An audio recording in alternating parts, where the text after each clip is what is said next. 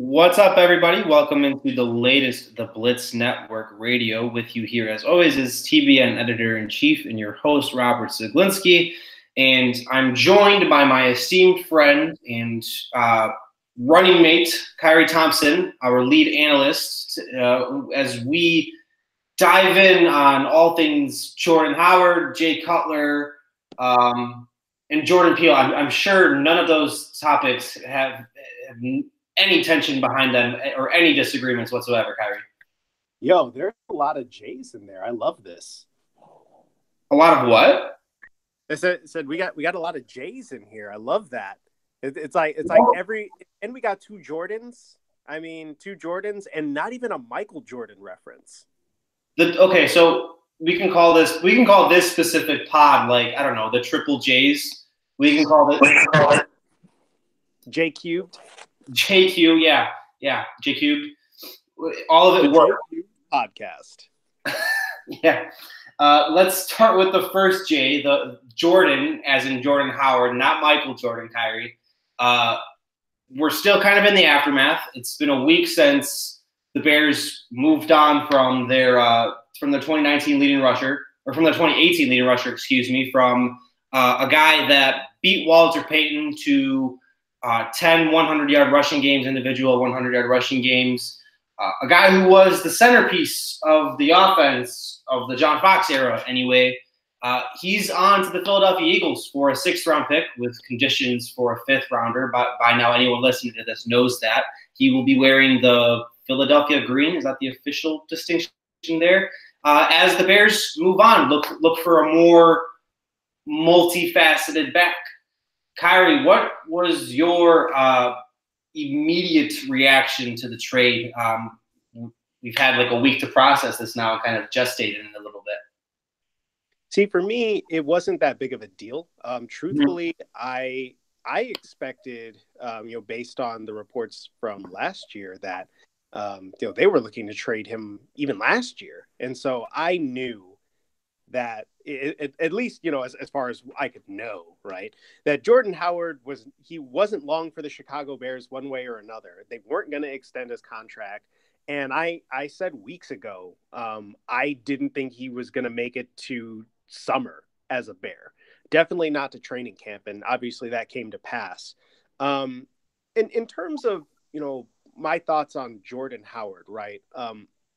We can expound on this a little bit more, but I respected the guy.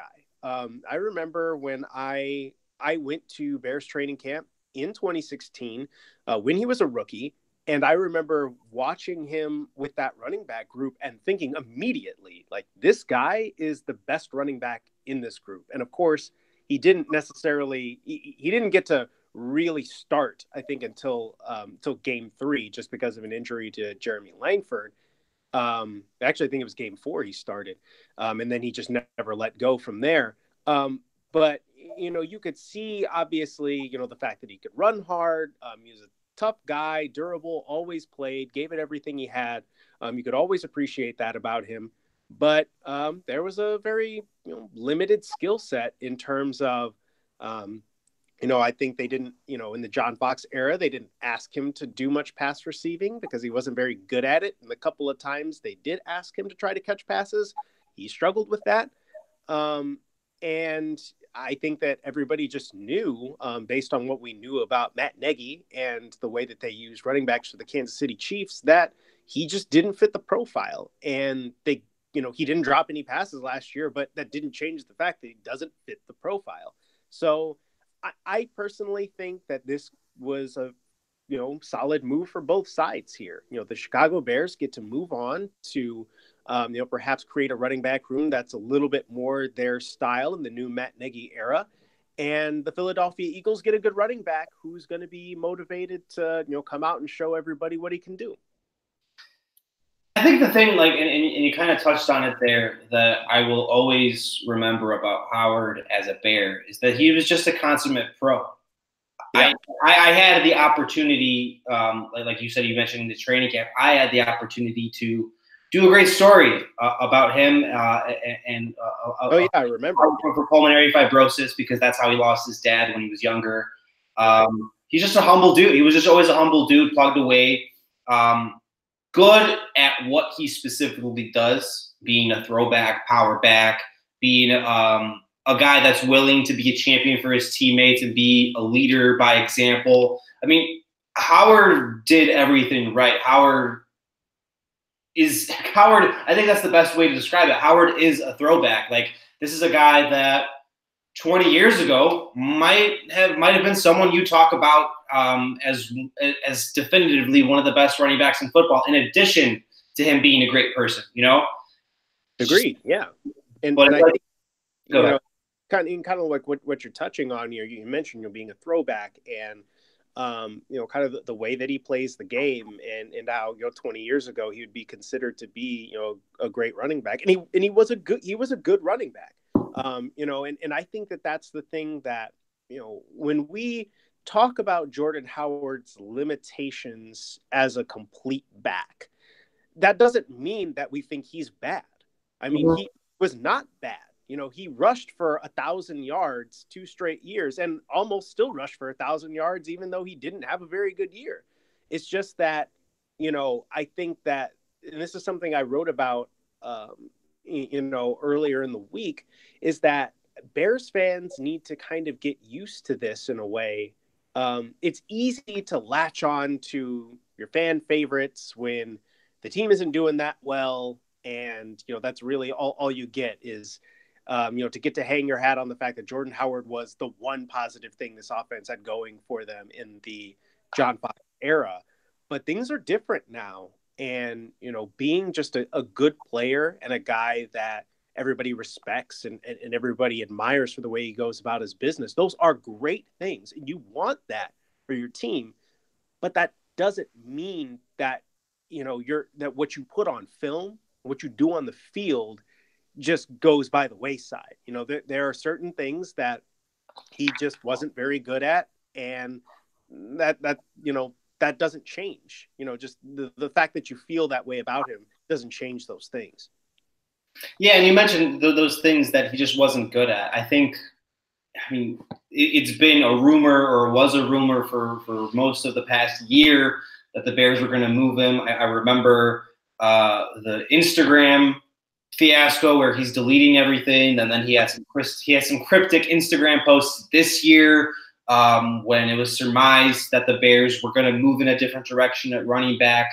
Those limitations, like, it was always about the receiving, but it was never specifically about the hands, Kyrie. And I think this is an important thing to note when people talk about the kind of player Howard is and how they remember him as a Bear. Like, he's a very powerful runner, he's a very patient runner, but he never had the natural athleticism to be a receiver. Being a good receiving back is more than being able to catch the ball. A lot of college backs that aren't used that way at the amateur levels, they can do it in the NFL because they can move their lower body and upper body in sync. Everything's in rhythm. Everything's comfortable. They can separate from linebackers and safeties.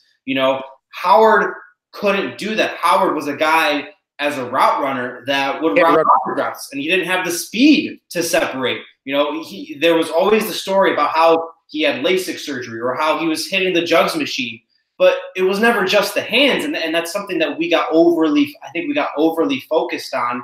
And when it was really just how he moved, how slow he moved, and how unnaturally he moved. And I don't mean that in a negative connotation. And that's ultimately the reason that the Bears have moved on. Yeah, and I mean, he was and it's interesting that you mentioned the kind of natural athleticism aspect of it, because I wrote about that in the profile I just did for the Blitz Network. Peep that when you can, listeners, on Miles Sanders, and we'll get into him more, as the day goes on, I'm sure. But he, to me, is an example. And there are several other, of these backs in this draft, perhaps, that could potentially be developed as pass catchers in the NFL. They just weren't used that way in college because that's not how those college offenses worked. But, I think that's a very good point, because for some people, they just have the natural ability that you can teach them how to run routes. And in select ways when you watch them on film, they have the traits and they show those traits every once in a while. Like you see a guy who has, a little bit of a feel for just separation, when they're running against zone. They're not just running into where the defenders are. They know how to run under or over a guy, or try to create a little bit of space. You have guys who know how to attack a linebacker head on, keep them guessing about which direction you're going to go, and then break one way or the other to get open. There are certain people that they get that, whether they were used that way or not. Jordan Howard was never used that way in the NFL, but and I think it was just because we've seen that he did not have that skill set, and certain things like, the one that really stands out to me is, 2 seasons ago, right? 2017, week 1, when the Bears are at home, Jordan Howard had a chance to catch what could have been a game-winning touchdown for Mike Hawkins, right? And he could not turn and catch the ball and come down with it at the same time. Like, there's just a certain coordination issue. And it's not to say that he's unathletic and uncoordinated. That's just not his skill set. Like, he can do just fine for you if you're opening up holes, and he's a one-cut runner, and he's going to go and hit a hole real hard and, maybe, run over you in the open field or something like that. But again, being a pass catcher, as you mentioned, is not just about catching the football. There's so many things in terms of being a receiver. It's just a different skill set. And almost in the reverse, you could look at somebody like Tariq Cohen and say, Tariq Cohen has the makings of a really good receiver, but there's just something that doesn't work about handing him the ball. Like, not intuitive on the NFL level, that you need to be patient and allow blocks to set up. He only knows how to run with one speed. But when he's running routes, it's a different deal. Let me ask you this. Was Howard's failures as a runner last year, and let's be realistic, he wasn't good at his actual skill set last year either, his primary skill set anyway. Were those primarily on him, or do you think a little bit of the Bears' offensive line and a little bit of the scheme played a role into that? I think that there's an argument to be made for the scheme, especially, and perhaps a little bit of the offensive line when injuries set in a little bit with Kyle Long, and a little bit of the shuffling with James Daniels, getting in on the left side because Eric Kush wasn't very good, and then when you had to put Brian Witzman in for Kyle Long, he wasn't necessarily awful, but he wasn't that good. He definitely wasn't Kyle Long. And so I think there was a little bit of that, but I think people oversell the blocking aspect because overall the Bears offensive line was pretty good last year, especially relative to years past when I think that they had some serious problems. Last year they were solid. I don't think they were the problem necessarily. Scheme, I think that probably has a little bit to do with it, in the sense that maybe not necessarily the way that maybe not so much the running plays themselves, because Jordan Howard can run outside zone plays and inside zone plays. He can do those just fine. I think that perhaps the rhythm of the offense, the way that they deployed him specifically, he had to get used to it, because I think that they utilized Tariq Cohen a little bit more heavily, perhaps, than we anticipated, especially earlier in the year. And then obviously they had to make sure Tariq kept getting the ball because he was one of their best offensive weapons. I think maybe that might have had something to do with it, just him needing to get in rhythm. But I think the plain fact of the matter is, for whatever reason, Jordan Howard's usual skill set, his vision, his decisiveness, his patience, just weren't quite there. I don't really know how to explain it, but there were holes that he would hit, really hard, in his first couple of years in the league, that we would not see it. He wasn't making the necessary jump cut into it, or he wasn't cutting with his usual verve to really hit that hole downhill. He was a lot more tentative, and there were holes there to be had. And I think that I was just surprised. And I don't know what that was, because it wasn't, I don't think that it was, trying to run a scheme that he absolutely could not run. I just think that for whatever reason, he just didn't do it as well as he did in the past. And, I think that, whether he was going to stay or not, like, I think it was fairly a foregone conclusion that he wasn't going to stick around. But I feel like this would have been more of an argument to me if he had looked as good as he did in his first 2 years. And it really took him towards the end of the year to really turn things around. And that didn't bode well for him. Realistically, if we evaluate Howard more fairly, take out 2016. Take out that first year rushing season where he had 1,300 yards and came in second in rushing to Ezekiel Elliott, the Cowboys' Ezekiel Elliott, on a 3-13 team. Take that year out. Is Howard as loved or as adored or seen as special by anyone anymore? I mean, I know that's a bit of a reductive way to look at things, but that was a one-year campaign where the Bears were bad, and he so happened to have a few big games every now and then and was the lone steadying presence the Bears could feel. Take out 2016. You view it differently, right? You view it differently. Yeah, I think so. And that's not to say he had a bad year in 2017, because he also had a good year then. But I think that, that rookie season where people were begging for him to see the field. And I was definitely pounding the table for him to see the field as well, because I had seen him. I had seen with my eyes, as much as anybody would, take those as gospel, that he was the best running back on this team. I only needed to see him twice to know that. Yeah. And, as it turns out, yes, he's the best running back on the team. He just needed to get a shot. And once he really just, he ran with it, and he was very good. And, people are going to point to those marks that he passed, right? That he set the rookie record for rushing yards in franchise history, and the names that he passed, right? The Walter Paytons and the Matt Fortes and everything that he did. It didn't matter how bad the Bears were, because he just kept on churning out the yards and running over people and constantly. It was like that underdog story that everybody loves, 5th round pick, that people weren't necessarily looking for, and he is tearing it up. And again, I think in 2017, he still played really well, despite the fact that, again, people they knew about him.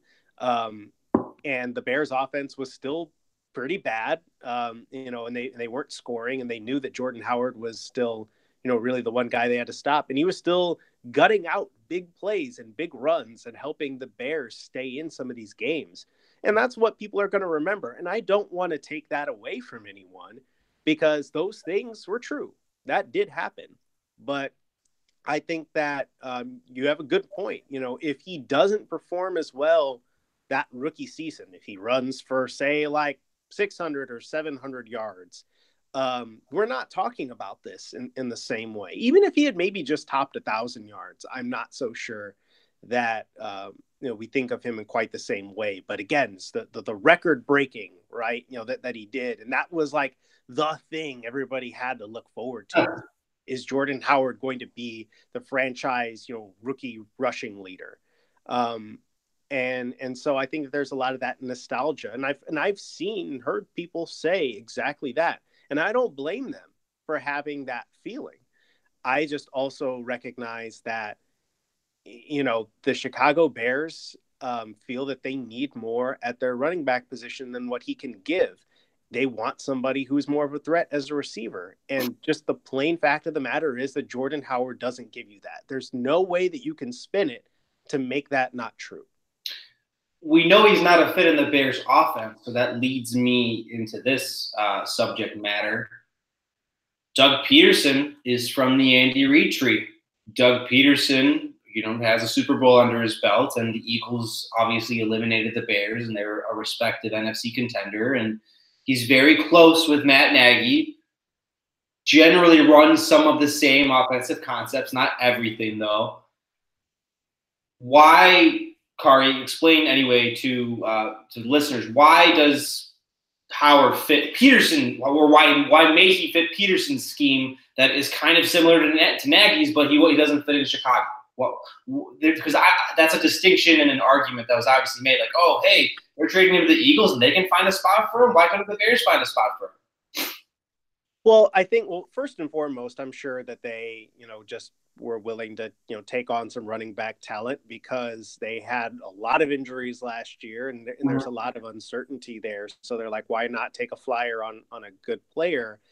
But I think that the other part of this is that they like, kind of more of an inside running game over there in Philadelphia, a little bit more than, perhaps the Chicago Bears ran a little bit with Matt Nagy. I remember, reading up on this a little bit, so Ben Solak wrote about it, Fran Duffy, also does some breakdowns of the Eagles that I checked out.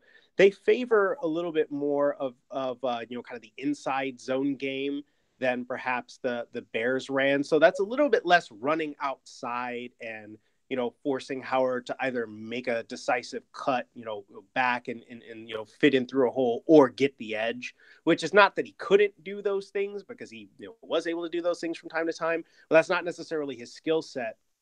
But, allowing him to run more inside zone and run between the tackles and, kind of knife his way through the second level, kind of between, particularly between the guard spots. That's a little bit more of, I think where he's good, being able to run straight ahead, I suppose, instead of outside zone. And again, that's not to say that he's terrible at outside zone. I think traditionally he'd been fairly decent at it. He just wasn't that good at it last year. And I think that there was, he just didn't look as fast to me. Not that he was ever a burner, but I think there was a noticeable speed difference with him that showed up big time in this Chicago Bears offense. I think that the Eagles offense, while I'm sure they're going to have him run, some outside zones and have him try to, make those decisions more out on the tackles where they're cutting up or trying to get to the edge. I think there's a reason why guys like, Jay Ajayi and LeGarrette Blount, when healthy, were able to have some more success. It's because, they kind of are willing to favor that inside game a little bit more. Whereas I think Matt Nagy, in that first year especially, was trying to spread defenses out a little bit more and get guys on the edge. It'll be an interesting situation to monitor, something I'm sure Bears fans or some Bears fans won't let go anytime soon. I'm not saying that they're necessarily wrong or right. The moment Jordan Howard has a 100-yard game, they're going to be, beating down the doors of Bears Twitter. And the Bears visit Philadelphia next season, so I can't wait. I can't wait for the pitchforks if Howard has a 100-yard game against the Bears and the Eagles happen to win that game. So that'll Howard we have a little bit of fun in store. This story, my friend, hasn't reached its conclusion just yet. While the Chicago chapter may have closed, Howard's just like Alshon Jeffrey and all of the other cast-off Bears still has his revenge game in front of him. So that'll be fun to see. Let's move over, Kyrie, to we're now a day past, so it's almost a decade to the day that the Bears made one of the most monumental trades in franchise history. I think when we look back at it in hindsight, it probably wasn't the most successful. But for its time, April 2009, the Bears kind of going through all of these respective quarterbacks for decades, they finally found their answer, at least from a first service glance, from a first look, they finally found their answer under center in shotgun in Jay Cutler, of course. Jay Cutler was traded on April 2nd, 10 years ago. So we're just a little past that. Yep. Kyrie, what do you remember about that day? What do you remember? What were you doing? Because that's the kind of thing, like, that's one of those sports moments where it's like, hey, the Bears finally got a guy that looks like a franchise quarterback. Like, on his face, 25-year-old Jay Cutler. I think I told you this earlier. I was in high school at the time. And I was, I think it was just, 2009. Yeah. So I was a senior in high school. And I was doing like theater tech or something like that for my credit hours. Like I had to do like, some like community service hours or whatever. So I was a theater tech. And we were getting ready, I think, for the spring play of Joseph and his amazing Technicolor Dreamcoat that we were putting on at my high school. And just the ripple just randomly started going through this tech meeting. There were a lot of Bears fans there that they traded for Jay Cutler. And I just remember thinking to myself, like, I was floored, because I felt like that was the kind of move that I just wasn't really, you don't think of the Chicago Bears making that kind of move. Like, they were clearly, trying to change the course of the franchise in one fell swoop. And I mean, I had seen, a good deal of Jay Cutler in the previous years. I certainly remembered him from that epic game in 2007 where Devin Hester ripped off two big touchdown returns, and the Bears staved off playoff elimination with a crazy, I think it was an overtime win. But like Jay Cutler and Brandon Marshall like hooked up for some crazy long touchdown pass, and like things like that. And I'm just like watching, and it's like, oh man, we got that guy.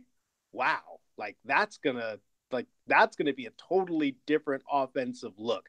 Like the way, like I thought that Jay Cutler, what Jay Cutler, that trade was bringing him in, I felt like that was going to change the way that the Bears were going to play in my image of them on the field, as much as like Matt Nagy coming in and revamping the Bears offense and what Ryan Pace did last year and things like that. I thought it was going to change that much.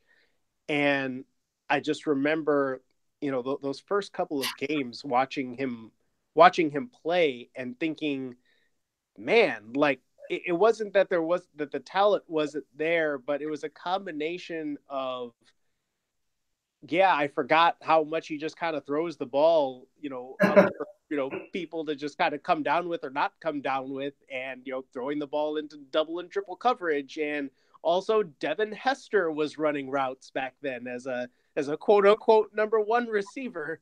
And it was such a letdown. That first year especially was just like, wow, that was like that one moment of Chicago Bears history, like up until I think what happened in 2017 when they picked Mitchell Trubisky. That was the craziest Bears moment that I could remember. And then that first season in 2009 was just so bad. I was majorly disappointed. Yeah, for me, I was also in high school. I think I was a freshman. Yeah, you would have been a freshman then. Yeah, I was a freshman in high school, and we had just finished up off-season football workouts, like some kind of stupid conditioning. I don't know. It wasn't anything too particularly important. And I remember like a bunch of like the varsity guys. I didn't remember much of the older guys. Like they had like ESPN 1000 like playing in the radio in the gym or something. And I think it was maybe Waddle and Sylvie. I think it was Waddle and Sylvie discussing the move. Like, oh, it was like some kind of breaking news. It was like a trade made in the afternoon. Yeah, that would be Waddle and Sylvie time. Yeah, and I think about it now, and it's like I don't even necessarily think about Cutler the player, Cutler the Bears. We know at this point, like that story in itself, and how the Bears failed him, and how he failed, and overall, how expectations, maybe were always too high, but that's just the way it goes with Bears quarterbacks. I think about like the story in the moment, like you were kind of saying there at the end. I think Cutler, the trade for Cutler, is probably the last big sports moment that didn't really unfold over social media. You know what I mean? Like Bears fans experienced that 7 months ago with the Khalil Mack trade. Boom, Ian Rappaport. Boom, Adam Schefter. All Saturday morning, all the time. Antonio Brown, Odell Beckham. All that blowing up over Twitter and Instagram. All of the influence that the individual athletes have now over their careers. I think Cutler, in a way, just remembering how it all unfolded, remembering how the conversation organically developed. Like, I look at it as like the last piece of history of like how we talk about sports, like the last organic sports trade that didn't blow up, that didn't start out by blowing up over the internet. It's just, I think about how so much has changed. Obviously, 10 years is a long time, and that's the first thing that comes to mind for me. You know, I think about that, right? I had just started getting into sports radio a little bit. I mean, we had listened to, a little bit of ESPN 1000. We would have it. We had it pre-programmed in the car, but that was also around the time that I discovered 670 The Score. So I think that's where I tuned in as soon as I got the chance. I hopped in the car and threw it on the radio, and it wasn't quite as fresh then, but still, the idea of it, I think it's an interesting point you bring up, because that used to be you'd be on the radio and just some random news would break and you would just be like, whoa, and you're just chilling in your car or in your room, you got the radio on, and it's just these people just found out about it themselves, and they're excitedly talking about it, and it's going to start flooding onto the internet later on as columnists start to write it up. But yeah, it wasn't really, I don't know when Twitter got started up. Twitter was around in 2009, but it wasn't anything like what it is now, right? Yeah, it was more of people, it was like Facebook statuses, people writing some kind of general diary observation. There wasn't a savviness to Twitter, and there weren't that many Twitter users for that to really grow. It wasn't the beast it is now. Yeah. And so I feel like there is a little bit of a difference in the magic of it. To segue slightly, I did an hour on artificial intelligence over at WBUR where I produce, and we talked to a Harvard professor who studies artificial intelligence and is kind of up to date on how things change. And he talked about how, as artificial intelligence becomes almost more humanoid, we become kind of more machine-like in the way that we approach things, the way we interact with each other. And that was the thing that really struck me, is we spend so much time now not listening to each other's voices and, kind of speaking to one another directly or listening to the emotion in another person's voice. But it's mostly through text now, and mostly through, and largely through, print or social media, and, or through text messaging. And so there's just this element that is lost, a human element, I feel, that isn't necessarily as present as it was. And that's what this makes me think of, because yeah, I mean, obviously there's a lot of emotion when the Chicago Bears, you find out the Chicago Bears traded for Khalil Mack, right? That's a big deal, and you'll get all hyped about that and stuff.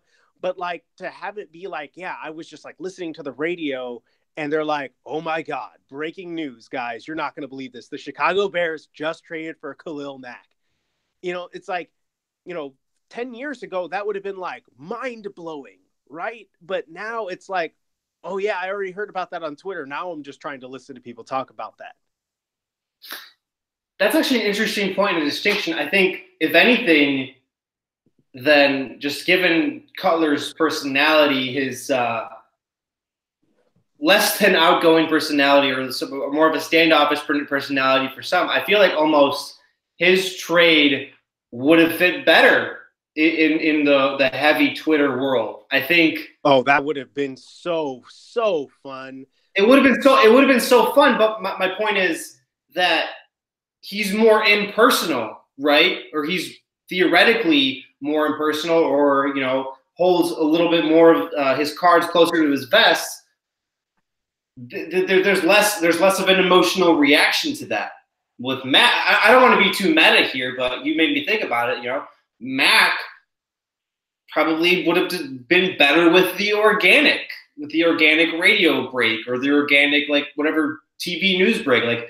It's just interesting to see Like these two big Bears trades, and it's crazy. It's even crazy for me to discuss that, to say that the Bears have made two of the biggest probably the two biggest trades just on their face in the last 10 years in the NFL. I mean, you have Odell Beckham, you have other guys, but just three, if you want to talk the Trubisky trade and how much that three. Okay, so three trades, just and how the reaction to it, like it's interesting to me that you can flip the context or you can flip the time periods that they were in, and they probably fit better in another area. They probably fit better in the years past, or they probably fit better in the future, just according to how the players are.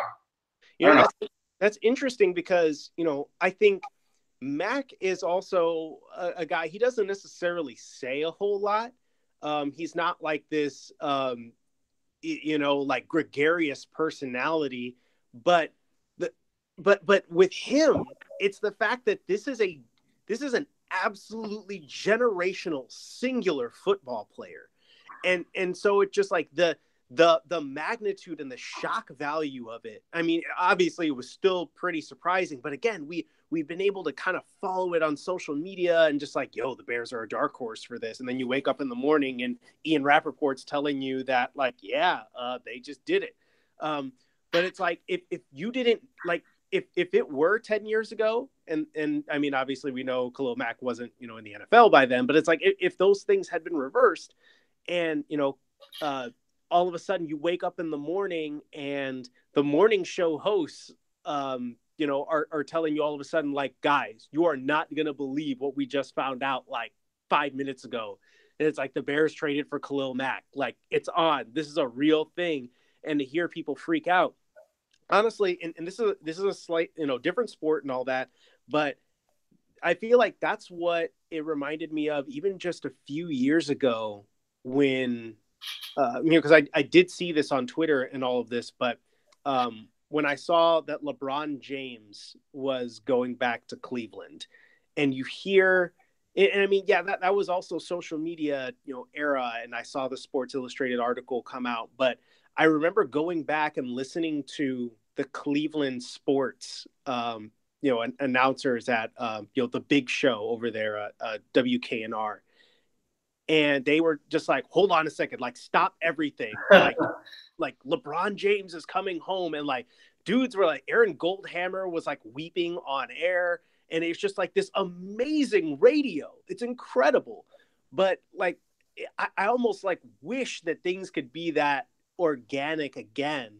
At the same time, it's like you can still find them if you look for them, kind of those really singular moments. I feel like the Mac trade would be great in any era, but I wonder what that would have been like in an era where you just there was no Ian Rappaport or anybody just telling you like, hey, like, they're working on a deal. It's not final yet, but they're like kind of working towards it and stuff like that. So that the inevitability doesn't feel like it's taken away. Right. But that would have been a trip.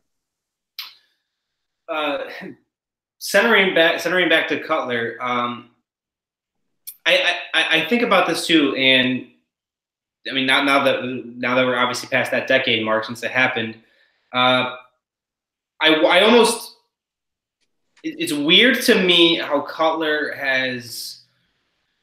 he's become a timeless Chicago sports character, because in reality, these sports we watch, these sports we cover, we write about, they're dramas, right? So these athletes, they're characters. Cutler is a Chicago sports character, and he's someone that people still talk about and adore, that at least I see in social media circles and sometimes publicly, that people still talk about, and he hasn't played a game for the Bears in 3 years. And he hasn't done anything really well football-wise in 4 years, since his 2015 efficient season, first year under John Fox. Yeah. That's interesting to me, because I think for as much as Cutler was criticized for his emotions or lack thereof, for being maybe standoffish to the media, I think eventually people appreciated his authenticity. He was almost like someone's office cubicle mate, not really necessarily happy to go into work or not happy with his other coworkers.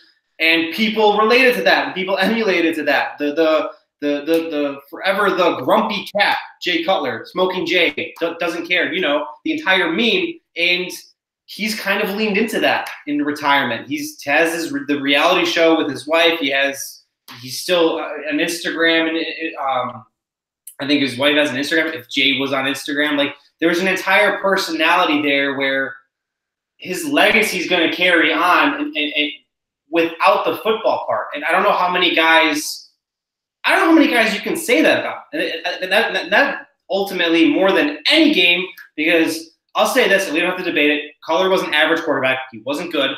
More than any football he ever played, I'm going to remember about how much of a character he is. And that's how his legacy is going to carry on.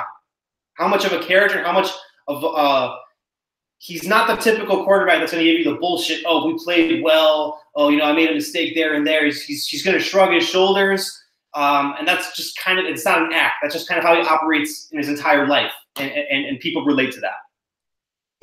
It's interesting to see how that perception of him evolved or didn't evolve depending on what you thought of him, especially from like the national media. I think there was always the since the NFC Championship game in 2010, when he was injured, didn't come back in the game, and everybody was, skewering him for not trying to play or looking like he was disengaged from the game, questioning his toughness when I feel like you couldn't possibly watch Jay Cutler play and think he wasn't tough.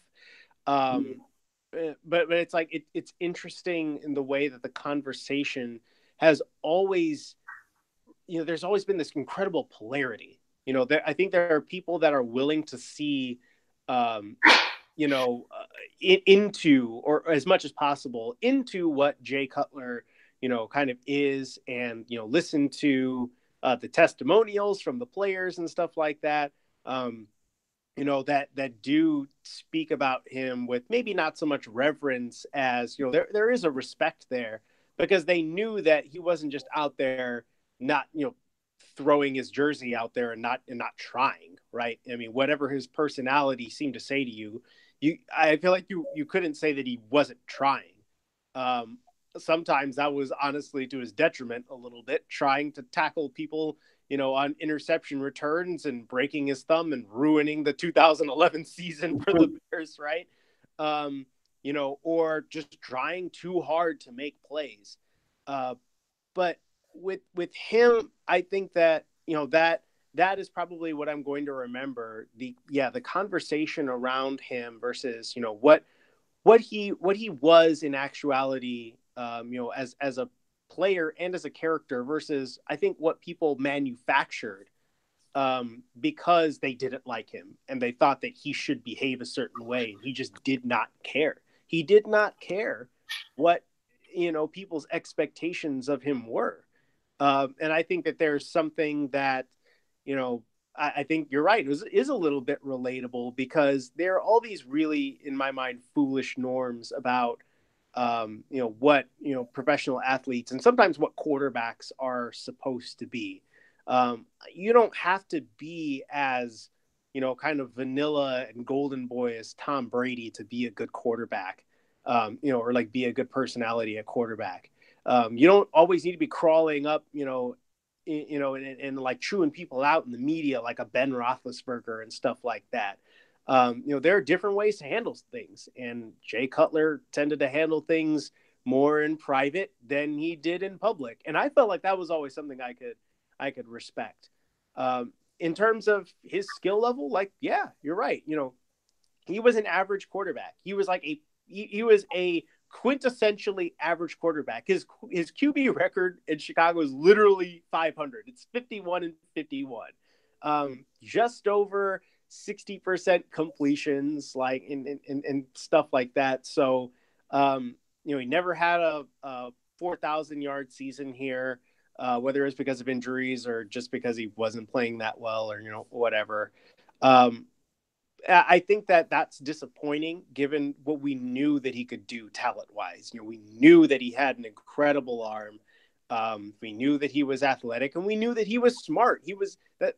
I feel like that's one thing that gets underrated about him. He is a smart football guy. He knew what he was supposed to be doing. He generally knew how to run an offense. Sometimes he just got a little bit carried away.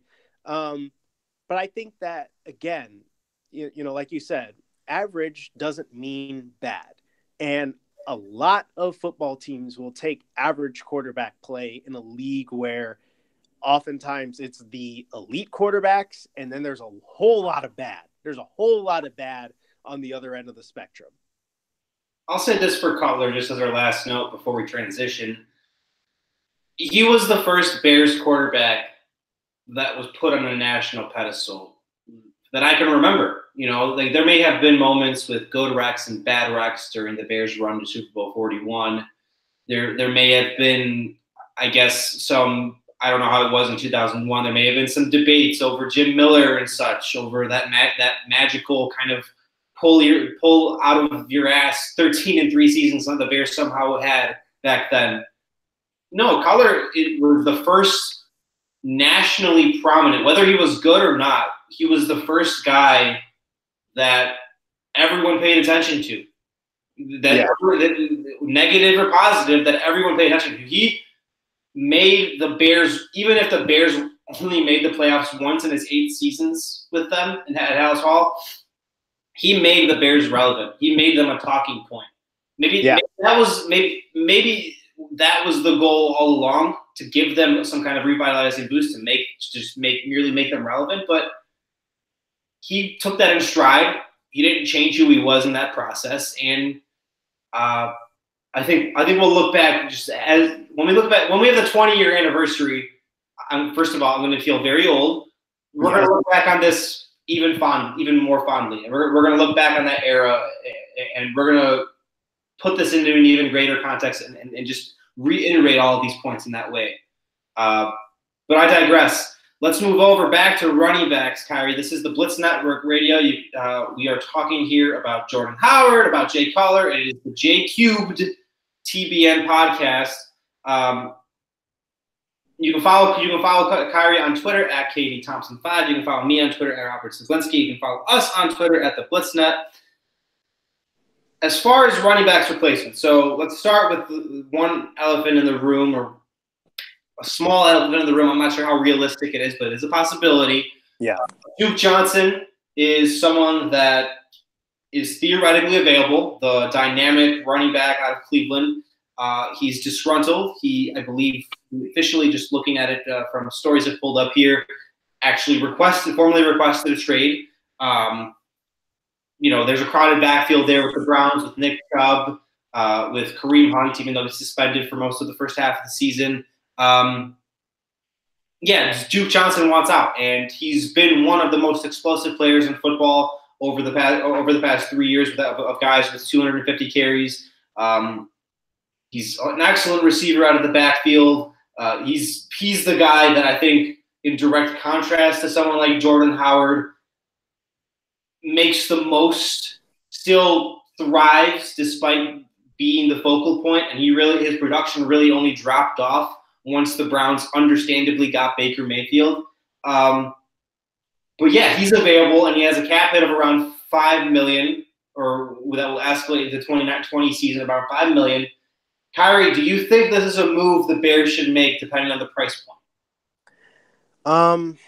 I think that they're probably in a position where they're not going to want to spend the money, It's a trade. Yeah, sorry. Right, but I mean, the cap space, rather, right? Oh, okay. Yeah. So not want to spend the cap space for Duke Johnson. That said, I've actually watched a lot of Duke Johnson over the last 2 years, and I think there are a lot of people that are a bit wary of him because they kind of typecast him in the Tariq Cohen role. That he is, mainly a receiver, that he's not necessarily that somebody you hand the ball to a whole lot during a game, which, Cleveland didn't necessarily use him that way. I think you mentioned that he, has like 250 carries, during his time there. But I think that it can be a little bit unfair to pigeonhole him as just another slot receiver, basically. He is a very good receiver. I would be inclined to say that he's more developed as a receiver than Tariq Cohen is at this point, or at least they're absolutely. Fairly, I mean, his production. I mean, he had his lowest output was 47 receptions last year, but the Browns used him in every which way over the course of his career. There, if his Browns career is over, he's definitely a more polished receiver. But anyway, I mean, they would use him, and I mean, like they do this with Tariq Cohen as well. But they would use him, as an outside receiver out of the slot, plenty. He's a very quick, dynamic guy. But I also think that just from what I watched as a running back, he's not a bell cow back by any means, but he's a better runner than Tariq Cohen. I feel pretty confident in saying that. And so I think that it would certainly be an upgrade to this running back room. I don't know if I guess I would wonder who or what picks they would be trading but potentially to bring him in. But I would not hesitate in saying that he would make the Chicago Bears better. And I think, again, that's just another dynamic weapon, another multifaceted weapon for Matt Nagy to use. And I think that, I look at this draft as I want to see, them draft a more complete running back, somebody who can carry the ball a little bit, as well as, somebody who can catch the ball out of the backfield and make big plays from that standpoint. I'm not sure that Duke Johnson is quite all the way what I would be looking for there in terms of completeness, but he's far. I think that he fits in between, what they have and say like a Tariq Cohen and Cordero Patterson kind of guy, which is basically a jack of all trades, but you don't really want to hand them the ball that much because they're not true running backs, versus somebody like a Mike Davis, who is a more athletic version of Jordan Howard, but he's still mainly a straight ahead runner kind of guy, with a little bit of juice, but kind of runs like a bull in a china shop a little bit. So he fits between those molds, which I think that's something I want to see. I want to see this running back room. You could point to it and be like, okay, yeah, it's well rounded, but I think that I want to see somebody who fits that encompasses all those skills a little more. He gets closer to that. I think when people think about what the Bears need at running back, that's obviously one of their main needs. It's interesting that you mentioned that. I think people typecast that, they need this workhorse, they need a guy that's going to get 25 to 30 touches. At least some people do. When that kind of back doesn't really exist anymore. That's the guy, the Adrian Peterson player you're going to run your entire offense through, you're going to run half of your plays through. That's not really a thing anymore. Even the most preeminent running backs in the NFL, like Ezekiel Elliott and Le'Veon Bell with the Jets now and Todd Gurley, they're not always – the offense isn't always necessarily running through them. There's a little more versatility in these schemes. The guy the Bears are looking for is someone, and you might disagree, but you kind of touched on it there. They want someone that's going to get 10 to 15 touches that can excel as a receiver and runner. They don't need a Todd Gurley. They don't need Ezekiel Elliott. They need a guy that absolutely, when he lines up in the backfield, it's not predictable. Because that's what they had with Jordan Howard and Tariq Cohen. If Howard's in the game, chances are he's either pass blocking or he's getting an outside zone carry that's going to amount to nothing. If Tariq Cohen's in the game, he might get a carry, but more than likely they're going to split him out or they're going to run a route for him out of the backfield. Yep. If you're a defense that studies tape, or if they're handing the ball to Tariq Cohen, it's probably going outside because he doesn't run inside. Exactly. So the guy the Bears are going to get either in the draft or if they indeed did pull off this kind of trade for Duke Johnson, a 10 to 15 touches guy that you can't necessarily nail down as to what's going to happen with him when he's in the game. That you don't know that he's a little bit that he has the needed balance they have for their offense to not be behind the 8 ball anytime he hits the field. I personally really think, and I don't think the Bears are going to do it, but because this is a conversational point, I personally think they should make a move for Duke Johnson. I think you really have to trade a first or a second rounder anymore for running backs. Any GM that is giving up a first or second rounder for a running back is, it's dumb. Let's just say that. Like, that's just I think a third or fourth round pick is more than enough for one of the most explosive backs in football, and for a guy that's locked up for the next 3 years with I'm looking at the exact cap hits for over the next 3 years. It maxes out at $5.9 million in 2021. That's after the next collective bargaining agreement negotiations are up. So who knows how even that's going to work out with the salary cap. I make that move. I know the Bears maybe don't want to pay a tailback as much. That was evident in their free agent pursuits. That was evident that they didn't get Tevin Coleman. They didn't get Le'Veon Bell as much as some Bears fans may have thought. $5 million for a guy that fits exactly what you want, smack dab in the middle of your Super Bowl window, in the middle of your best Super Bowl window. Go get him. Go get him, and you don't have to worry about anything else anymore. I think there are other more pressing needs than getting the most replaceable skill position player on offense that you can use your limited draft resources on. Get a Duke Johnson, a ready-made guy that will fit your offense perfectly for a draft pick that you were going to use on that position anyway. So I think where this really will come into play is whether the Chicago Bears, what kind of player they do or don't draft. Because I think that they're going to definitely draft a running back. I think that it's a matter of when.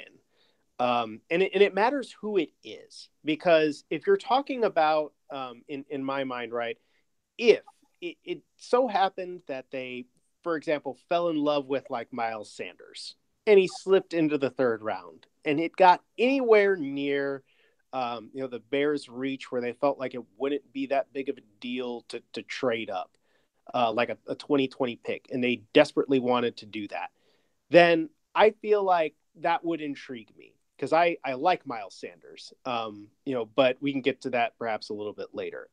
Or if you spend that pick on, and again, this is the kind of thing where I want to see the Bears draft, especially because they don't have high picks. I want to see them draft the best, most impactful player. And I'm not entirely sure Miles Sanders is that.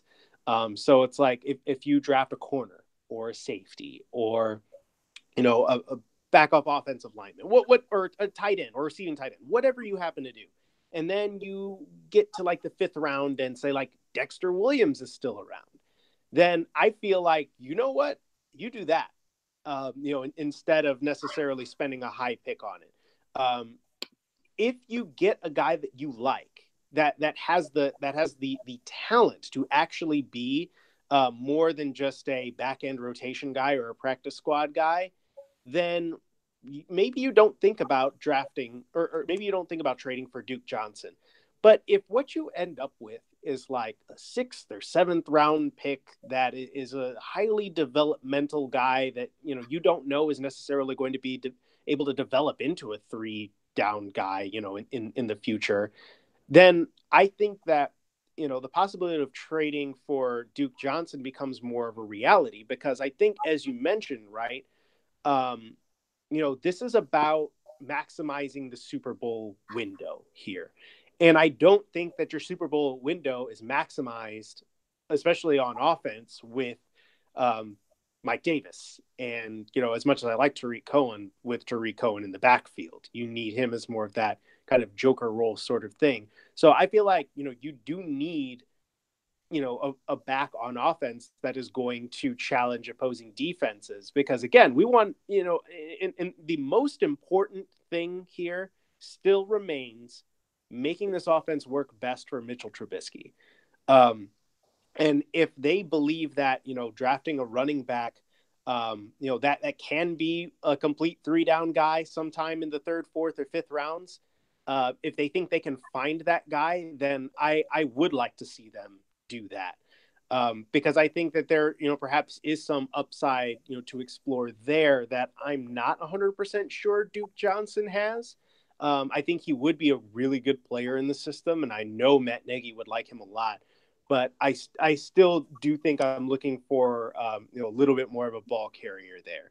I still think, though, that I would like to see them keep that option in their back pocket, and maybe knowing that, don't just draft a guy that or don't like trade up or get out over your skis trying to get a running back if you don't love him.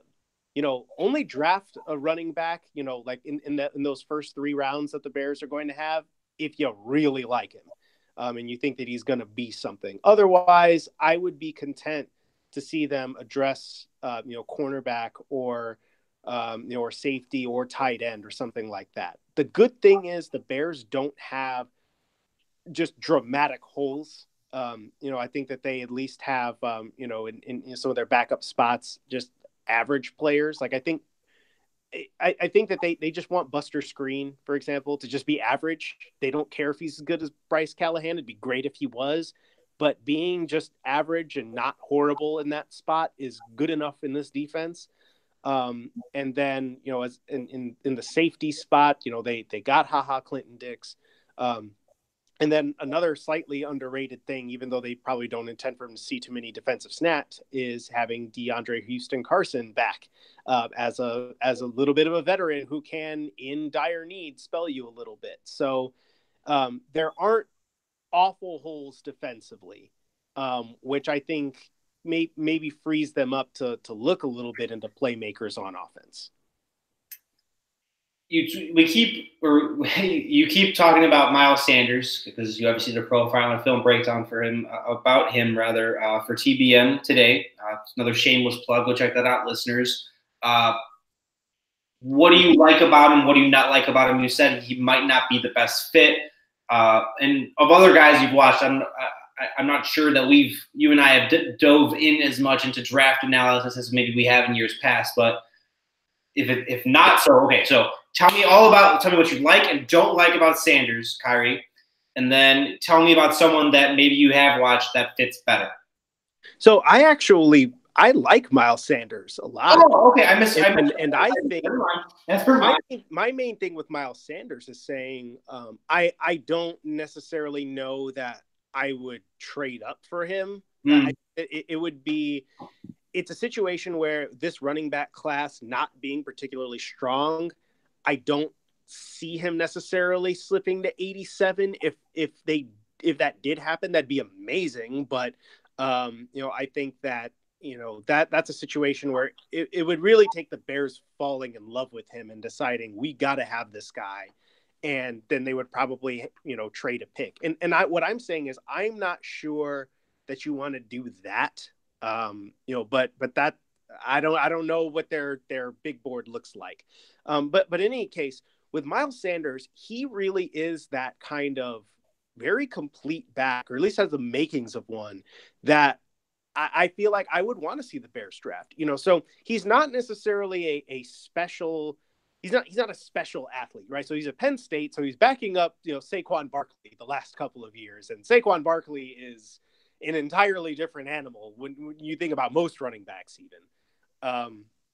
But so Miles Sanders comes in, he's not a burner. He put up a nice 40 time of 4.5 at the combine, which I think is going to help his stock and probably push him out of the Bears range a little bit, at least in terms of if you're going to stamp at 87.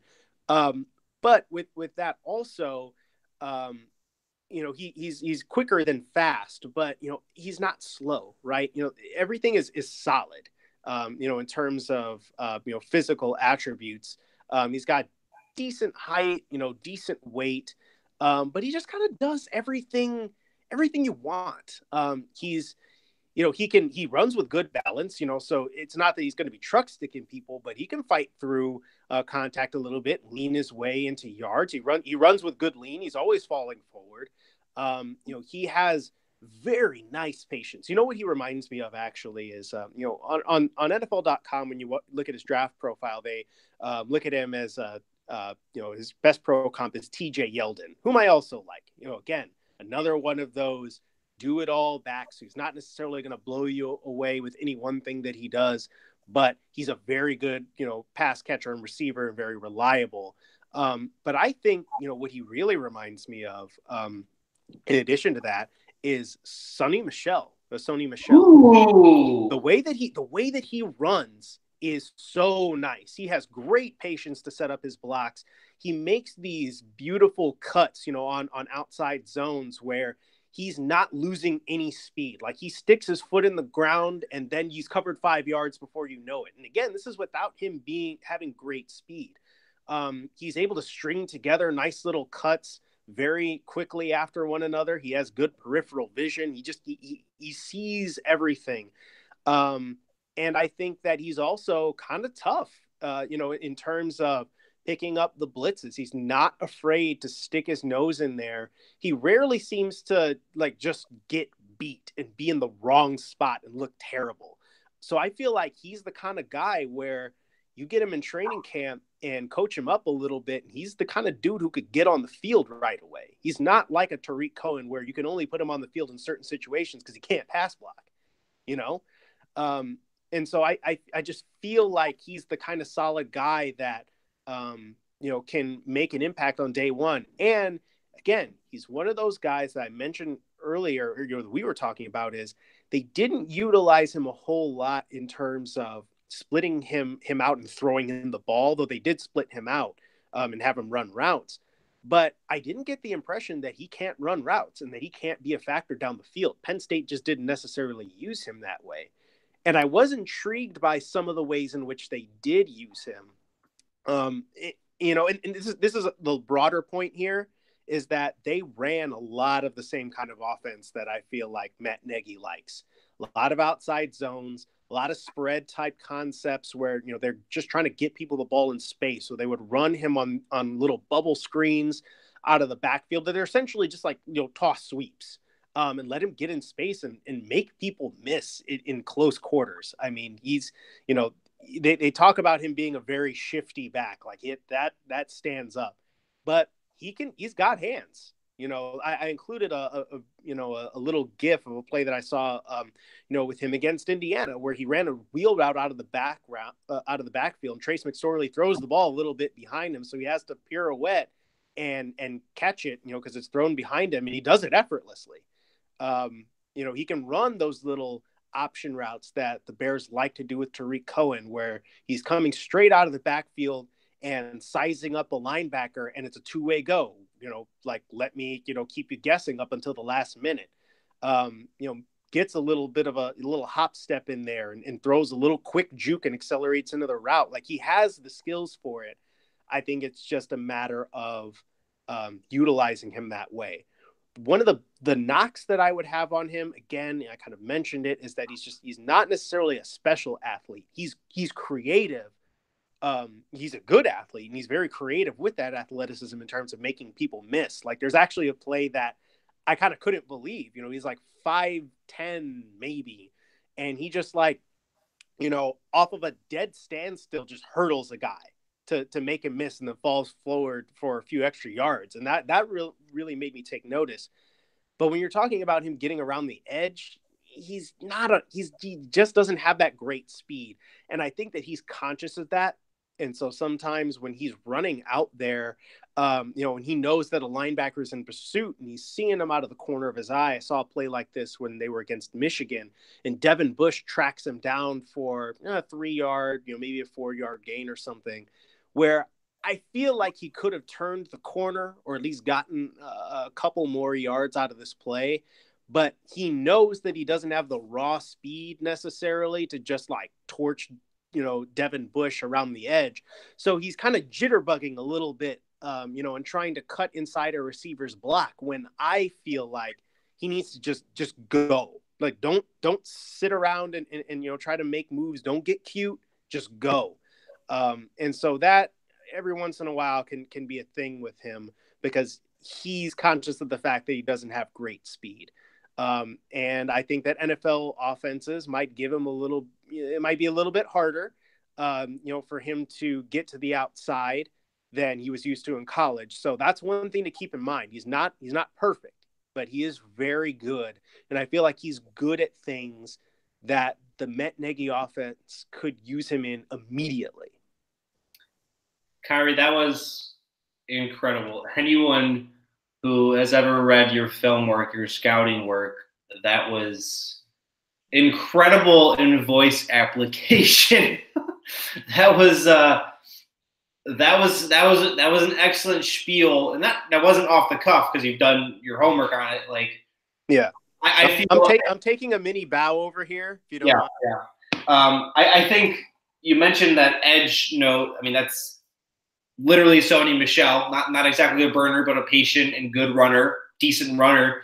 I think most Bears fans, most people who follow the Bears would take Sony Michel, none other than the postseason record holder for touchdowns scored in an individual postseason this past January.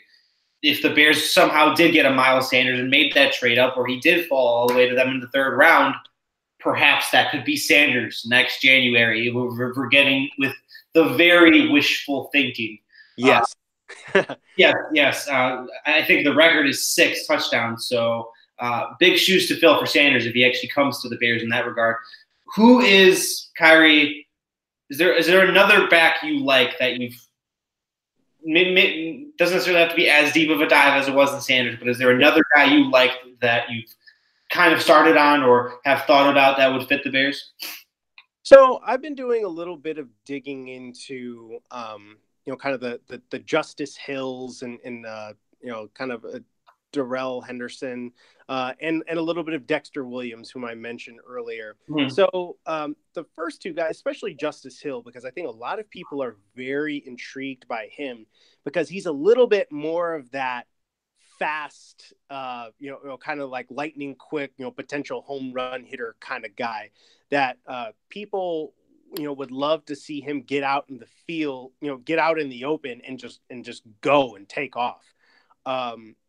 I think that, teams are, particularly Bears fans are interested to see whether, they like his pass catching abilities. Do they think that could hold up because he could be a little bit of a weapon?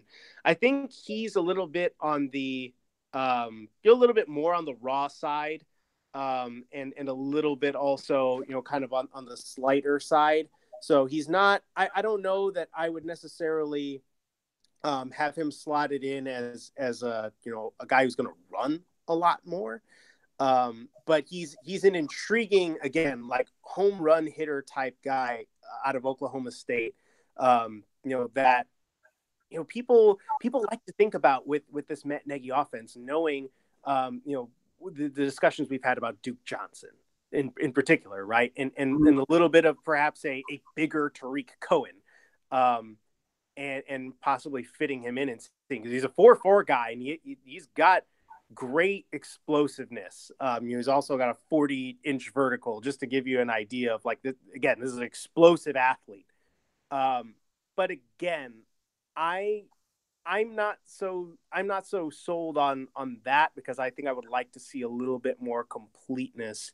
And I think, at the same time though, and tell me what you think about this, one of the NFL comparisons for him is Philip Lindsay, the standout undrafted free agent from Denver Broncos. If you like Philip Lindsay, is kind of a guy that you might be intrigued in bringing in, because I know I like Philip Lindsay. I'd take a player like that. I mean, the Bears could definitely use a Pro Bowl running back with sustainability. I think most people will be pretty ecstatic with Philip. Exactly. Philip Lindsay knowing what Philip Lindsay is, right? Yeah, and Philip Lindsay plays with a mediocre Broncos offense. You put a Philip Lindsay type with the type of skill position talent the Bears theoretically have on paper, that's a guy that can explode. That's a guy that's a guy that could thrive and have a very, very good year, potentially be even the focal point of the Bears offense, of Philip Lindsay type. And I know that's who we're comparing Justice Hill to. Maybe another guy who could break the rookie rushing record in the postseason. Well, we'll see about that. I know a lot of people are interested in Devin Singletary out of Florida Atlantic. Touchdown machine. I might. Yeah, yes, exactly. So he might be one of those guys. He's got a little bowling ball to him. He's 5'7", touch over 200 pounds. He's just another one of those, like, he's a good runner. He's not a great athlete. I think, his long speed is not really there. He posted a, 4.6, almost a 4.7 40. Though in fairness, I do want to be careful sometimes about talking about just 40 times with no context, because sometimes you can have a guy who's, puts up a 4.4, but he's not like a long speed runner who's just going to take off and torch guys. He's a guy who maybe gets going fast and then fades at the end. Or you have guys who post slow 40 times, but you get him out in the open and you're not catching them because they're just they got strides and they're going to run away from you. Singletary's not necessarily that, though. He is, again, he's a good runner. He's tough. And, he can also catch it a little bit out of the backfield. I think that he wasn't necessarily asked to do it as much last year, but it is in his skill set. And that's one of the big reasons why I think people are particularly interested in tying him to the Bears, because they know that that's something that he can do, that he has that skill set.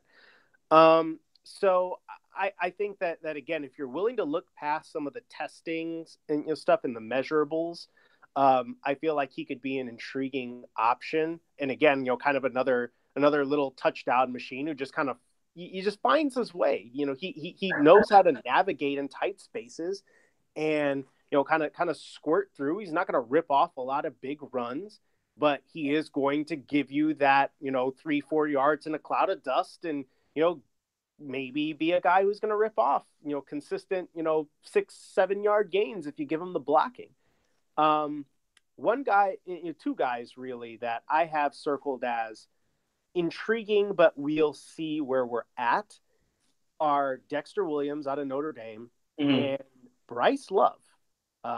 Now that is a big if, and obviously we could go into that a bit later. Dexter Williams, I think, is more of a complete back. Definitely has a lot more potential as a complete back than people give him credit for. He did deal with a bunch of injuries at times and also some suspensions. So there are character concerns there. There was an arrest when he was a freshman for I don't know that this was necessarily his, but he was charged with a bunch of people for possession of an illegal handgun and marijuana in a car. So when he was a freshman, and there were other upperclassmen involved. But anyway, so that's something that people are going to have to navigate. I think that if the Bears are willing to kick the tires on Kareem Hunt, they'll probably be willing to look into this guy a little bit. What you get with Dexter Williams, and again, this is, a little bit of, me just having watched him a lot, is he has more juice than you think he does. And he's one of those long speed guys. You might look at his 40, it's almost like, a 4.6 or whatever. I think he ran like a 4.57. But when he gets out in the open, he can keep going. It's hard to catch him because he's got the strides. And, when he gets to the second level, there's a burst there. Like you have to make sure that you've got your angles, because if you miss, he's going for 60, 70 yards. He's also, a better and a more patient runner, a more natural runner than I think some of the other guys in this draft class are. He can, do the one cut and go, but he's also willing, without necessarily a whole lot of flash. He might not throw in a whole lot of stutter steps and moves and whatnot, but he's willing to just wait until a hole develops and then just hit it and go. And he's got speed to get the edge. He also has the ability to catch out of the backfield. So he's another one of those guys who can do a little bit of everything that the Matt Nagy system wants. It's just a matter of, are you willing to overlook some of the stuff that, he's kind of gotten himself into and trust him to be in this locker room? I don't know that that's as much of a given, as perhaps it might have been in the past, because I think they're trying to, really build a little bit of a different culture. So we would have to see. And then Bryce Love, see, I just really like Bryce Love. Unfortunately, the torn ACL is not, that's not great in terms of his availability. I don't know when he will be available, if he'll be, able to start training camp or if he's going to have to go on the PUP list or what have you. But I just really like the way that he runs the football. I like his potential as a complete back. And my goodness, like, you want to talk about explosive guys, that is arguably the most explosive running back from the last 2 years of college football. Like, because not every running back is track fast. Like, he's 100-meter dash fast. Like, if you, like, seriously, if you're even with him, it's over. There is no angle. You're done. You might as well stop running, like that kind of thing. So I think that if his health were to be something that, someone would be willing to take a chance on, or it sounded like he might be healthy, I could be intrigued by him in the later rounds. Like, I'm not talking about taking him in like the 4th round or probably even the 5th round. I would have to see him fall a little bit and then maybe take a developmental pet project kind of class and hope, he got back to, his old ways. But, those are some guys I'm thinking about, maybe not the Miles Sanders or the Devin Singletaries, because those guys are ranked a little bit higher. But, if you're talking about, project guys that, maybe if you miss out on your first group of guys, those might be the ones I would be, very interested in. This whole, as you go into your entire scouting reports, Kyrie, this paints the picture to me where the Bears could probably wait to draft a running back. That they don't necessarily have to go and get the guy in the 3rd round. Is that the sentiment that I'm gauging from? Well, like you said, it's not a very special running back class. There is a lot of talent there in the mid rounds. They don't necessarily have to go get that guy in the 3rd round if they so choose. Just purely even based off of your scouting reports. They don't have to. And again, it's unfortunate, right? Because this isn't, a class deep with stars, right? You have like a Josh Jacobs who looks like the clear cut, top running back. And then you have David Montgomery, who's definitely not going to be around when the Bears pick. I feel like if you don't have a shot at Miles Sanders, and say like him and Devin Singletary are off the board, then I don't see why they can't wait until, say, the 5th round. They could try to, grab somebody in the 4th round if they want. Obviously, that's up to them. But I feel like if you're going to draft a running back 3rd, in the 3rd round with that 87th pick, or if you feel like moving up, it's got to be a guy you really like. And you're thinking to yourself, this is the guy that I want in my backfield for the next, 5 years or longer, or if you can see ahead to that kind of future, he has to be, to me anyway, has to be that kind of guy for you to take him in the 3rd round, possibly even the 4th round, because, with the number of picks that they have and the fact that they're starting off in the 3rd round because of the Khalil Mack trade, you can't afford to, just take a running back, at the, in the 3rd round just because that's what you feel like doing. Or, now I've got, we talk about need all the time. Don't just draft a guy because we need a running back. We got that out of the way. Boom, we're done. It's got to be a guy that you feel strongly about. Otherwise, take a corner or take a tight end. Take somebody who you think is going to be an impactful player for the next few years. Don't mess around with these picks. So my personal thought is, it's probably, if you're going to take a 3rd round running back, it has to be like Miles Sanders or maybe Devin Singletary, though I don't know that I would take Devin Singletary in the 3rd round. I would probably go elsewhere. Otherwise, I say wait. That's a perfect segue, because I would personally advise that the Bears wait. And I believe that cornerback is actually their biggest need. And some might see this as a hot take. This is something I talked about with you earlier in the week. This is something I put a little bit out in the Twitter sphere, but wanted to save it for a podcast conversation. I think you look at the Bears' current situation, and even if Buster Skrine turns out to be average, I mean, that's still not a wholly reliable player, right? So you have one all-pro corner who you can definitively say is good in Kyle Fuller. You have Prince Amukamara, who's a solid number 2, but will be on the wrong side of 30 starting in June and has an injury history and is probably in the last year of his deal.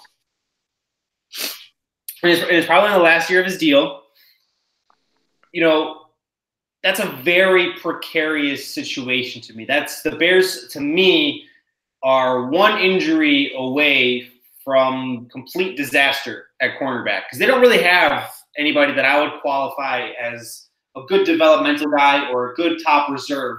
Even if they're top 3 there in Amukamara, Fuller, and Skrine work out. Like, I know people will say Kevin Tolliver, but how much did he really flash as a rookie? How much? I mean, he had his moments, but he's an undrafted free agent that there's a reason that there's a little bit of a concern, and there was when he was coming out as an undrafted free agent with a lack of discipline, a lack of focus. He is still a little bit stiff-hipped, which is an issue for corners.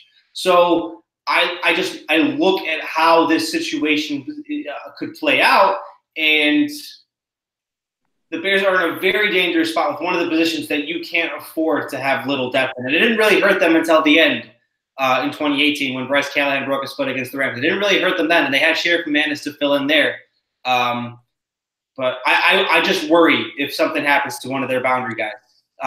That's like offensive linemen, like defensive linemen, you could never have enough cornerbacks in the NFL, especially in a passing league, especially with the amount of great weapons offenses have that can kind of spread a defense out now. Like, one injury away, and the Bears, Super Bowl contending Bears, they are a Super Bowl contender. They're one injury away from disaster. There, to me, anyway. I think that I feel like that's an area of real concern because I don't necessarily, when we're talking about these scenarios, right? We're talking about it in the sense that everybody remains healthy. Mm-hmm. And we know that Prince Amukamara has never been able to stay completely healthy. I haven't looked back at his game. He had hamstring last year. It's like, I'm not sure he's played 16 games in his whole career. Like in terms of 16-game season, playing a whole season out. I'm not sure if he's done that. He definitely hasn't done it of late.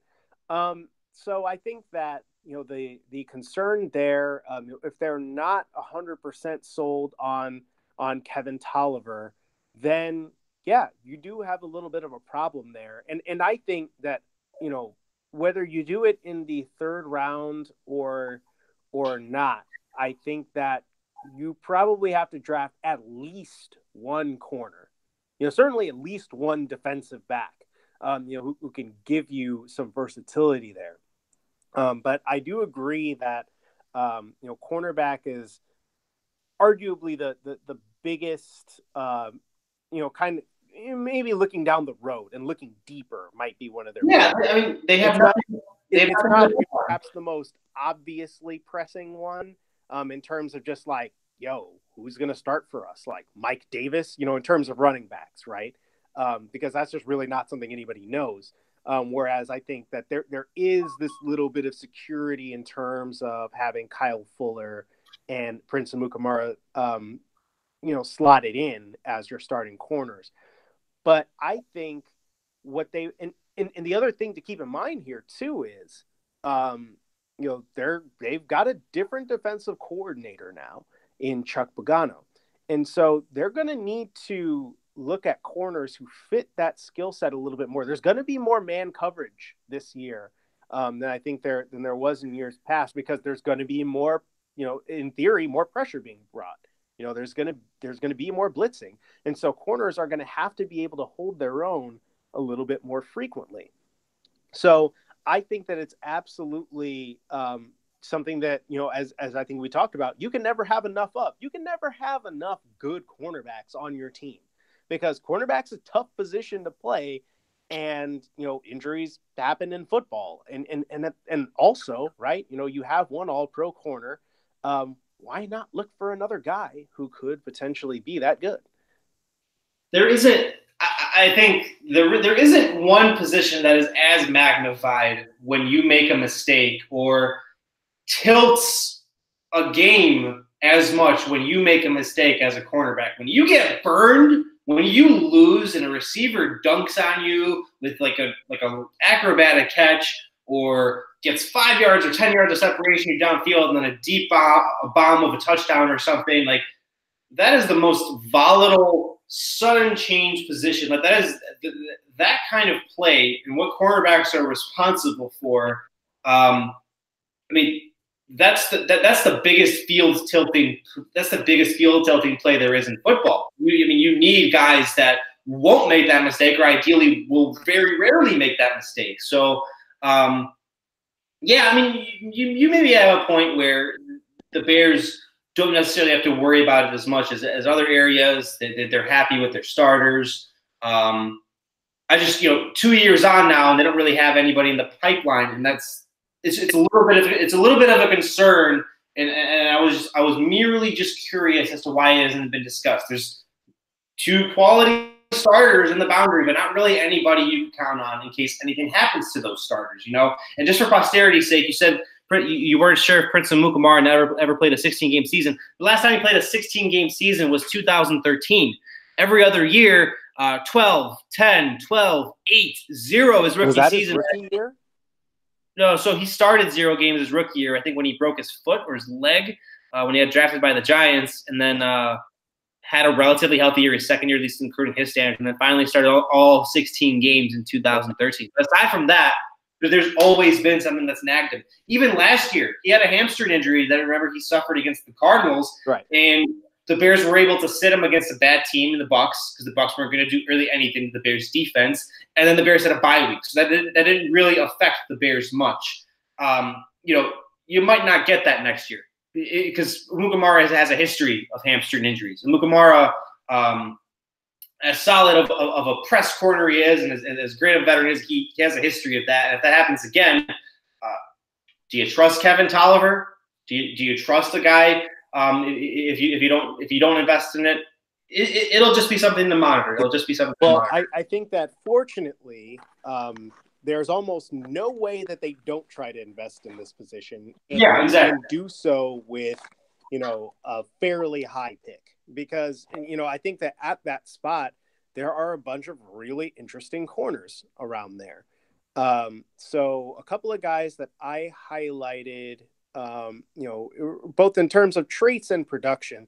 Justin Lane out of Michigan State is a little bit more of a traits guy. Though, I mean, also a good player. I don't mean to say that in the sense that, he's a major project, but, he's, a bigger guy, 6'2", nice, decently long arms, 4.5 speed, he can jump a little bit, and that kind of thing. He's athletic for, a fairly big guy. He's actually a converted receiver, interestingly enough. And so there's a guy already that has some really good ball skills. And so that's going to jump off the page at you right away, is the fact that, he plays with good route recognition, because he knew how to play that position. At the same time, I think that, there's also, he's not necessarily a huge speed burner. So, maybe there's a little bit of concern about that, and also his quickness. If you're going to leave him on the island, like, can he mirror guys? Can he shut you off, with his hands? Can he stay with you if you initially beat him at the line of scrimmage? Can he recover? That kind of thing.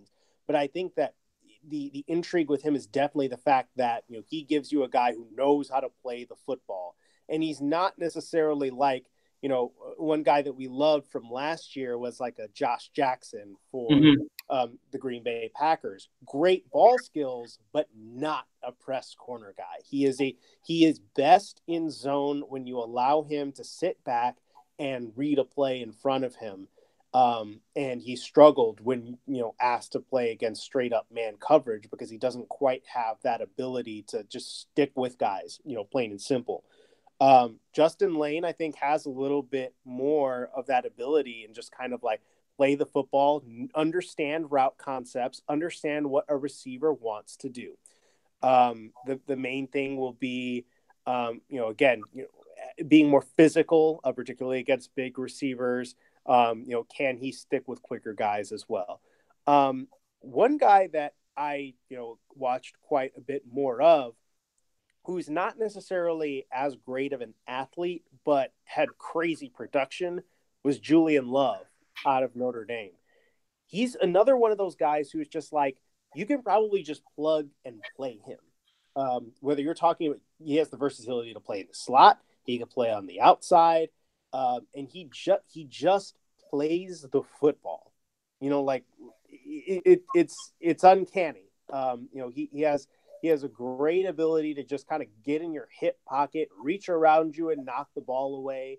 He has the ability to jump routes, after mirroring you, and then he just knows the ball's coming your way, and he can step in front and take it the distance. He's got, again, like solid, 4 or 5-ish speed, not as big. So I think that he actually probably would be best if you stuck him in the slot and kind of let him battle it out. But he does have the ability to play a little bit on the outside. And he's a little stockier too. So he's not necessarily somebody you're quite as concerned about in terms of physicality. It would mainly be a size thing. Can he not get boxed out? I saw a play, last year against Stanford where, JJ Arcega-Whiteside, just a big, huge bodied receiver, kind of got into him a little bit and, boxed him out, and the, quarterback threw it, over the back shoulder and got it just over his outstretched arms. Like, that part, is something you got to worry about. At the same time, there are also plays in that game where Julian Love owned him. And so you also know he can play a little bit against, good receivers, big guys who know how to run routes.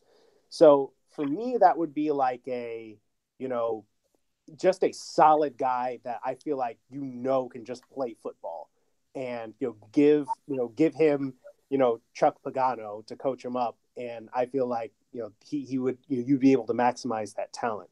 There are a couple of other, kind of bigger, longer kinds of cornerbacks, like Joanne Williams out of Vanderbilt. He's definitely he's a bit on the oversized range. He's a big, 6'4" dude, not necessarily that fast. So you got to be concerned about the long speed. But, just in terms of a big corner to match up against big wide receivers, that is an intriguing option. One guy that I don't think the Bears will necessarily draft, but could be kind of on the radar just because of who their defensive coordinator is, being Chuck Pagano, and he's been a DB coach for, so much of his career, is actually a guy that I know from back in Gary, Indiana, not necessarily well, but I know him, is Lonnie Johnson.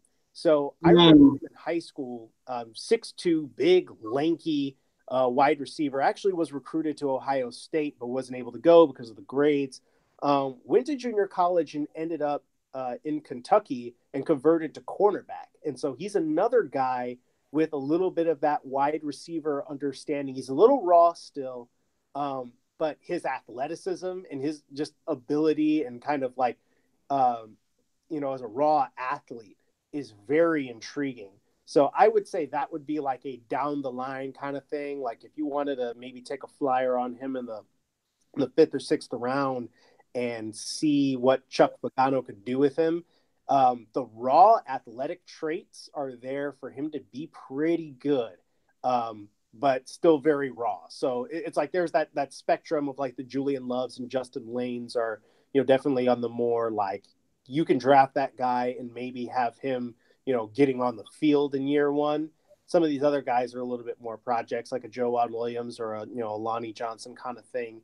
But they're there are always intriguing cornerback prospects because so many of them are such good athletes. To put a bow on this, as you rattle off all the names there, the two traits that I specifically look for, and I think you'll agree, in cornerbacks that I want everyone to keep in mind or that listens to this podcast, if a cornerback has these two things, everything else is gravy. Everything else, like they don't need really anything else to excel as players in my mind. You gotta be a good tackler. You gotta be a good tackler with good hips. And you got to have ball skills. And ball skills, like you were kind of touching on there with some of your scout reports of like Justin Lane and such, ball skills doesn't necessarily mean a guy that's getting 10 interceptions. Ball skills means a guy who can find the ball in the air with his back turned around, like a guy who can make a play on the ball in any fashion. So you give me a physical tackler corner, and that's an underrated skill set. It's like a lot of guys don't have that, and their career suffers because they can't really help and run support, and they're exploited there. And you give me a guy who has ball skills, and you're going to get a 10-year starter. And that's the kind of guy that's probably a little more polished that I really think, maybe a Lonnie Johnson, maybe a Justin Lane. That's someone that the Bears eventually look at. But just to put a bow on this again, overall, ran a little long here, so I'm not going to go into too big of a rant. Kyrie, Jordan Peele is brilliant, and I'm disappointed you haven't seen us, and I know his Twilight Zone only came out a few days ago. I'm disappointed you haven't seen that either. You know what? I'm slightly disappointed in myself, but what can I say, man? Us old people with jobs. You're old. Like you're old. You know what? I felt old for a long time. Don't tell me I'm only 28, okay? I guess, like, is this like a weighted thing? Is this like, you're 28, but like you have the soul of a 50-year-old, like where like, and now you're the kind of guy that's always behind pop culture. Someone's always, oh man, you got to see this. Oh, you got to see this, but you never have time to get to the movies anymore. Are you that guy now, Kyrie? I'm trending that way. I feel like I had the soul of a 50-year-old when I was like 15. No, but okay. But while we're talking about movies, I do want to get back to Jordan Peele a little bit. We do have our Endgame tickets already ordered. Oh, so, you guys were one of those people that bought those? Okay, I appreciate that. I'm jealous. I'm jealous. Well, the other thing being that we out here in Boston, like so many are like reserved seating, so you kind of gotta, like, if you want to see a particular show, like you kind of gotta snap it up, or those seats are gonna get taken. So, and also it's like, what else do we have to look forward to on a weeknight aside from just going home and having our cats walk all over us? So yeah, we're gonna make a day out of it, man. We're gonna have a good time. Don't kill my vibe.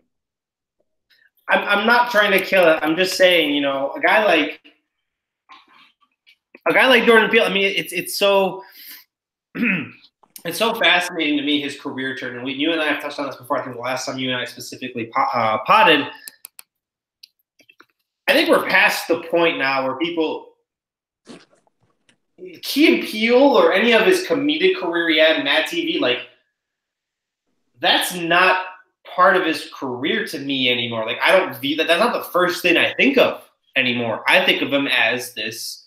I think of him as this brilliant horror / dystopian storyteller. Like, that's how good he's been in the past 2 years since 2017 with Get Out, right? That's how good he's been. So yeah, that's how good he's been. Like, his comedic career, which I actually enjoyed, and Key and Peele was a great sketch show. Like, that's now secondary to me. Like that, like the first two episodes of his Twilight Zone, and that's still something that's going to roll out. They weren't special by any means, but they had such a great production value. Were so well written and so well produced, and he had the typical narrator role where there was the occasional interludes and breaks. Like, he leaned into all of it, and it came out beautifully. And none of it felt forced. And a lot of, like, anyone that's familiar with the Twilight Zone and those narrations knows that sometimes those things are cheesy.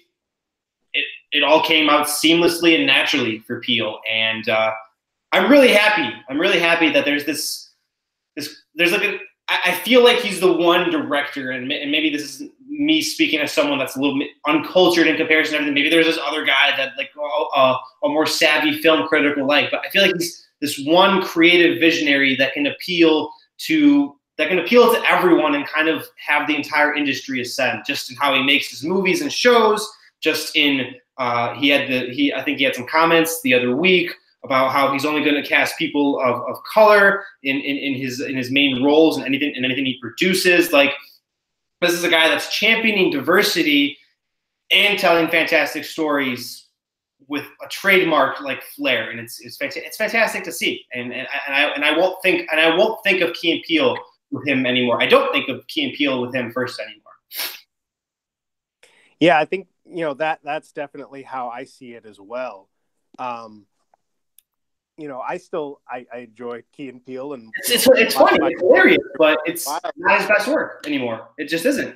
Yeah, it's like he's created a different name for himself, and that's the cool thing about him and other directors of color and other actors of color that are getting chances to shine, and kind of show their stuff, because I feel like there's a little bit of you get typecast, as like, just a comedy guy, or like you're cast in roles for like, yeah, we're just going to talk about race, or, like whatever it happens to be. But, Peele, and kind of going out on his own, is, revealing the side of his, and it came out every once in a while on, Key and Peele. There's these weird dark elements, ways that he would end some of his sketches where you're just like, whoa, didn't see that coming, and so, like, you could feel a little bit of that in the way that they wrote and directed those sketches. And now he's just getting a chance to expound upon it and give a little bit of his commentary on the way things are. And I think, Get Out was definitely clearly a jab at, especially liberal white America, that I find so interesting, because I think that, I can definitely look at, we typically think of, people of color struggling with, the outright, like, Confederate flag on your trucks, and, KKK hood wearing, and I say the N-word in public because I don't care people, right? But there's also an undercurrent in, regular society among people who are, maybe social justice warriors, or, people who kind of proclaim to be colorblind, or, tolerant, or, whatever you happen to be.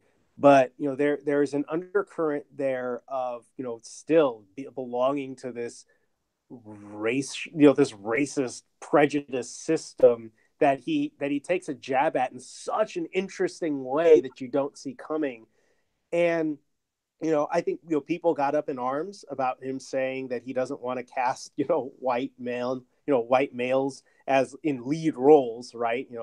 But I feel like this is something that I've seen in, the media industry as well here, where people, when you talk about adding more diversity in the voices that you cast for your shows, or, people that, you have as hosts or as reporters, and people are like, well, we just want the best people, and, and make it about, like, we're not thinking of the white people. And it's like, yeah, you act like we're never going to have a white guy on our air ever again. As a matter of fact, probably like 8 out of the 10 people that we interview are going to be white guys. Maybe just that one extra person, maybe now it'll be 8 out of 10 instead of 9 out of 10, and I feel like there's so much creativity and such interesting perspectives that get lost when you don't have people like Peele saying that, or you don't have a guy like Ryan Coogler, when you put together Black Panther, making it an all Black cast to tell a largely Black story. It's like, those are the kinds of perspectives and the way of thinking about things that I feel like need to be done. Yeah. In order to tell these stories right, because again, the way that, somebody like Jordan Peele looks at the world is different from the way that the directors of, like, Green Book look at the world, right? To your point too, like white directors, you know, I'm not gonna like guys like Ridley Scott, guys like other, like they've explicitly like they've just never said like they hire mostly white cast or hired mostly white cast for their films, you know, and they just never necessarily explicitly said. Actually, I think Ridley Scott did explicitly say once, way back before my time, but you know, they just don't explicitly say like, oh, hey, we're not gonna aim for diversity, so they're never explicitly criticized for it. You know, so there's no outrage directed at them when they're just playing to the majority and not really making any of an effort. When then Peele says that, where he wants to be a little bit more inclusive for everybody else, and it's interesting to see how that reaction unfolds. You know, like you said, it wasn't. You take his comments out of context, or not even necessarily out of context, or you interpret them in such a fashion, and he's not excluding anybody. He just wants to make more of an emphasis and tell stories that haven't been told, and put characters in positions that have never really happened in film, or at least in a major American film. Like that's all he wants to do, because in reality, like a guy like Peele, especially, who makes such culturally impactful movies, or a guy like Ryan Coogler with Black Panther and its impact, like these are going to be the emblems of like our society and our culture, and the things that we can like point to as examples, probably more than like a history book that's dictated. And these guys are going to be adding to it with a little bit more of another perspective rather than just one microscope, if that makes sense. Yeah. And again, like, and this is just like a very, very kind of quick point, you know, kind of wrap it up. Like, you know, could you imagine us with, you know, a like a white guy, you know, playing the main character instead of Lupita Nyong'o? It wouldn't have the same effect.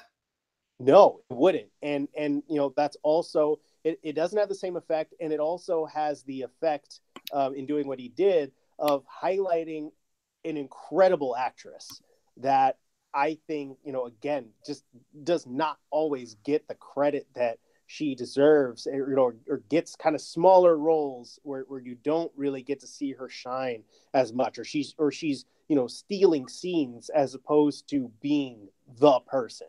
Right. And so it's like giving the opportunity to people who are excellent, but again, you know, have traditionally been underserved by Hollywood. I'm sure we will definitely talk about Jordan Peele in the future, but for now, we've got to wrap up this lengthy podcast, this jam-packed podcast. Touched on so much. Kyrie, my friend, I appreciate you joining me, buddy. Always a pleasure. Always great to dive into you on all of this stuff. And I imagine we'll probably get on soon, by the end of this month or sometime soon. Either way, we'll link up again and keep bringing our fantastic listeners a lot of great insight on more than just football, even though we are, at least I'd like to say, some very football savvy people. Absolutely. And I'm very happy to jump back on with you another time. This has been the Blitz Network Radio. You can follow us on Twitter at the BlitzNet. You can follow my friend here, Kyrie, at KD Thompson 5 on Twitter as well. And you can follow me on Twitter at Robert Siglinski. It's been a fun one. It was the J Cubed episode, absolutely jam-packed episode. Appreciate you sticking around. Appreciate your support as always, everybody. And stay classy.